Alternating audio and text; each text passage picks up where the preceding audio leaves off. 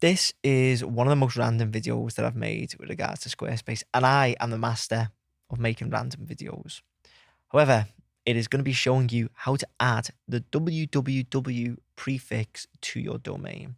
The reason I'm making this is because I had so strange, but I had two clients ask me this in 1 week on it. They worded it in different ways, but it was basically, how do I, when I send people my URL, have www dot at the start? I feel like this is almost like out of fashion, having that at the start, but you know, customers always right. So I showed them where it was, and I thought, well, maybe you're having the exact same query. Maybe there's like 3 people in the world ever who want to do this. So all that you need to do is go onto your site and go into settings.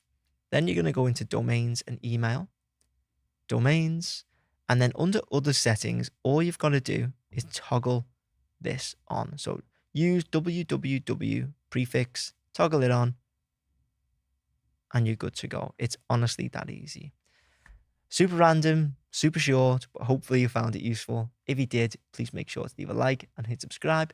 And if you want me to toggle your www prefix on, then you can get in touch using the links in the description.